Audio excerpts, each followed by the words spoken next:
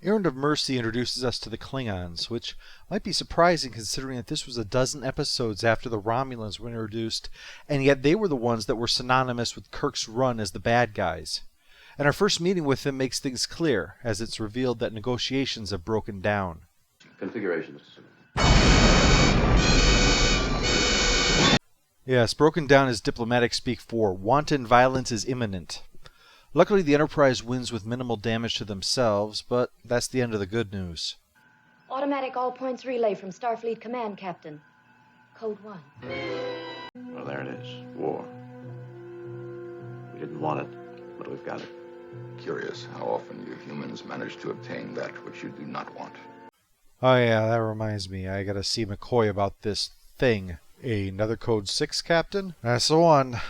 Well, if there's going to be war, then they're going to need to prepare, and Organia is their destination. It's materially useless, but strategically priceless. The only Class M planet in the disputed area, so Starfleet wants it on their side. It's a desperate situation. Unit XY 75847 report a fleet of Klingon ships in their sectors. Unit XY 75847? He saved my life once. Well, with that news, it means that the Klingons could arrive while Kirk and Spock are negotiating with the Organians, so he puts Sulu in charge with orders to withdraw if the Klingons arrive in force. So they beam down, and, as Kirk notes, the people seem rather unalarmed that two men just appeared out of thin air, although I suppose the life of a goat herder makes one jaded. They're met by Aelborn, chairman of the Council of Elders, the closest thing they have to authority on Organia, because on Organia, we took the man down! Spock's going to look about the village while Kirk starts the negotiations. Yep, when you've been herding goats as long as I had, you've pretty much seen it all.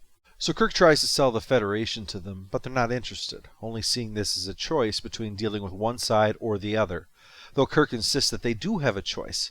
And thus, since they're offering a choice, it stands to reason that they must choose the Federation, or else. But the Organians insist that they're safe here, despite Kirk's warnings of the brutality of the Klingons, killing hostages, enslaving whole planets. Yet still they're not worried. We are a simple people, Captain. We have nothing that anybody could want. We believe if you build a machine to do the work of a donkey, you take something away from the donkey. Spock's examination is also telling. Captain, our information on these people and their culture was not correct. This is not a primitive society making progress toward mechanization. They are totally stagnant. It seems the Prime Directive would apply, Captain, given that they're pre-warp. Even their fastest goat cannot break the lightspeed barrier yet. Kirk offers technology and aid to the Organians if they'll work with the Federation, but they're still not convinced. And next thing you know, the Klingon ships arrive. My screens are up. I can't drop them to beam you aboard. Look at that. Even TOS says no beaming through the shields. Tisk, tisk, tisk. So the Enterprise is to take off, and the Organians still won't change their minds. We're stranded here, in the middle of a Klingon occupation army. So it would seem. Not a very pleasant prospect. You have a gift for understatement, Mr. Spock. It's not a very pleasant prospect at all. You don't have to yell at me, Captain. I just work here. Aelborn disguises Kirk as an Organian, as Spock is a Vulcan traitor just in time for the Klingons to arrive, including Kor, who introduces himself as the military governor of Organia. Promotions are put through pretty quickly in the Klingon Empire. Who are you? Nicholas Nickleby, that's Brother Charles. He's here on an errand of mercy. Kor doesn't buy the story that Spock's a merchant, so Kirk intercedes when Kor tries to take him away for questioning. Kor admires Kirk's bravery and honesty in his hatred, rather than grinning at him like the Organians always do. The interactions between Kor and Kirk are one of the highlights of this episode. Kirk barely concealing his true nature, and Kor pleased to have somebody he can talk to here with a spine. Kor makes him the liaison despite Kirk's protests, no doubt because he's pleased with those qualities, and probably to keep a closer eye on the one who's most likely to organize against the Klingons, although how much he could do that is questionable given the grinning pacifists that Kor's surrounded by. Smile and smile. I don't trust men who smile too much. I'm giving this bulger to the first Klingon I find who hardly ever smiles, even if it takes 100 years.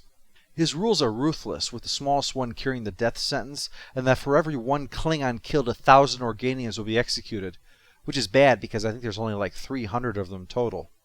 Spock's returned, his story verified by the Klingon's mind sifter, but only because his disciplined Vulcan mind was able to outfox it, while if they used it on Kirk and he resisted, which, well, that's pretty much given, he'd become a vegetable, so he needs to keep his head down.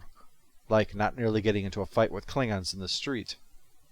Well, Kirk's not going to just sit idly by while Kor gets to level evil threats at the Organians, so he and Spock get into the munitions dump and blow it up, much to the Organians' dismay. He tries to get them to rise up and fight rather than just accept the Klingon occupation, giving speech after speech, but the Organians don't want any violence. But Kor winds up overhearing it all. Always it is the brave ones who die. The soldiers. I hope you will continue to savor the sweetness of your life. You disgust me. Kor in some ways might seem like a cardboard villain, draconian punishments for the slightest offense, threats of ridiculously disproportionate retribution. But what turns it sideways is this respect he has for courage and the contempt he has for cowardice. As a military governor, Kirk should be a thorn in his side and the sheep-like Organians a boon to make his job easy. But it's the other way around. If anything, this likely reinforces his belief that the Organians deserve enslavement if their pride is so lacking. He won't spare Kirk. That would be Kor showing weakness after all. But he can respect him. And when Aelborn tells Kor who Kirk really is, he's delighted, but he admits he would have rather faced him in battle. The odd thing is that peace is found through common ground, and right now it seems like Kirk and Kor are thoroughly united in their total loathing of the Organians. I'm used to the idea of dying. But I have no desire to die for the likes of you. I don't blame you, Captain.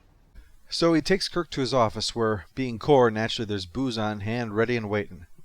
Is that your breakfast? No, I had this for breakfast before. This is second breakfast. Kor's comments are interesting, given the way the Klingons would eventually develop. They're devoid of the whole ritual and ceremony and boasting of honor and all that crap, but there is the kernel of it. His speaking of testing of wills in combat, the earning of survival, speaking of the glorification of warfare for its own sake, that isn't inconsistent with what would come later on.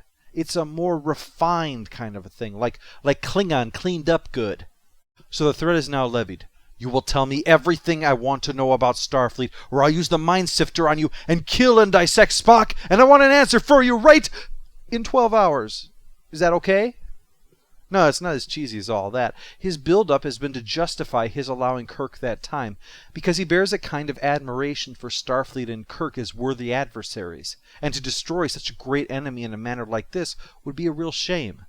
It helps make that transition from TOS-era villain to TNG-era ally quite easily. He's certainly doing horrible things here, but he isn't a simple villain. He's an adversary with values that are fiercely opposed to our own, deplorable to us, but in another time, under another Klingon empire, he could be our friend. So Kirk and Spock are thrown in a dungeon, but Aelborn gets them out, because he doesn't want Kor to commit violence against them. I offer you safety. Well, there's an ironic twist. That's exactly what Kirk kept telling the Organians. But after freeing them, they just plan to sit around in their chamber and do nothing, until Kor has 200 Organians executed, with the threat of repeating this every 2 hours until they're returned. Kirk and Spock decide enough is enough and plan to take action, but the Organians have hidden their weapons. You've told us a great deal about how you hate violence. Unless you tell me where those faces are, you're going to have more violence than you know what to do with. You mean you would actually use force? Look, I just want to stop the Klingons from hurting your people. Now, will you help me, or do I have to bash your skull in? So the Organians agree, and Kirk gives another speech about how he doesn't really care about these local yokels, but he hopes that their death will perhaps mean something to the Organians, so they'll rise up against the Klingons eventually. So under cover of day for night, the two of them begin their raid on the Klingon stronghold, setting phasers on stun. I'll take the one on the left. Fire. Ooh, CCing the guards. This really is a raid. After threatening to kill a subordinate unless he talks, Kirk and Spock get into Kor's office and take him hostage, only for the guards to come to release him. But just as the fight is about to start, everyone's weapons are too hot to hold, even Kor's knife. And then when you try to grab onto the other person, they feel too hot to grab. It even affects the Enterprise crew as they and the Federation fleet arrive to fight the Klingon fleet. The Organians have put a stop to the fighting and announced that they'll force this upon the entirety of both groups if they don't agree to a cessation of hostilities. Kirk and Kor are both livid over this, arguing that the Organians have no business interfering in their conflict when they have legitimate grievances against each other. The conflict is a thinly veiled representation of the Soviet Union and the Western powers, with a viewpoint that says whoever the good guys or the bad guys are, Their only difference is, as Kor said, ideological trifles, that both sides are prepared to do violence and kill for their cause, and so to the Organians, there is really little difference. We have the right. To wage war, Captain, to kill millions of innocent people, to destroy life on a planetary scale. Is that what you're defending? Pass. Oh, eventually you will have peace, but only after millions of people have died. It is true that in the future, you and the Klingons will become fast friends. You will work together. Never. I swear it will never happen, or may my forehead lose its smoothness. But the Organians aren't going to put up with any of this anymore, or of having to hang out with these corporeal beings, and they just turn into energy. I should say the Organians are as far above us on the evolutionary scale as we are above the amoeba. And surprisingly, despite all the violence and attempted violence and shouting, Kor reacts to Kirk's admission that it looks like they can't fight, with only smiling contentment. A shame, Captain. It would have been glorious. Later on, Kirk admits in his embarrassment that he was actually arguing for a war that he didn't want. But now at last there will be peace. So if there is one lesson that Starfleet can take away from this, on seeing how many lives would be saved thanks to the Organians interfering in their affairs, is that the Prime Directive should be enforced even more strictly than ever! The post-episode follow-up. Annoying character goes to the Klingon subordinate, but mostly because of his lame salute. A great and mighty empire should have a salute that looks a lot better than, "Hi, Susie!" We have a Like Unto an Amoeba award for the Organians, because next to them we are like unto an amoeba. We also have a You Can Go Home Again for Organia, which is made to look familiar for the sake of visitors, and by visitors, I of course mean us. Keeping in mind that all scores are relative to their series, final score for Errand of Mercy is 7 out of 10. It's an enjoyable introduction to a classic Trek villain that would go on to become an ally. Kirk is at his most militaristic here. He even calls himself a soldier and not a diplomat, and some feel that this is actually out of character. But then it might be the desperation of the situation combined with his frustration that's really pushing his buttons. It's possible the entirety of this war could depend on Kirk and Spock's mission given the strategic placement of Organia, and that's a lot of pressure to succeed at all costs. Kor, of course, is the real reason we're covering this today, and we'll be seeing him again over the next 2 weeks on DS9, including his partnership with a Starfleet officer that, thankfully for him, doesn't smile too much.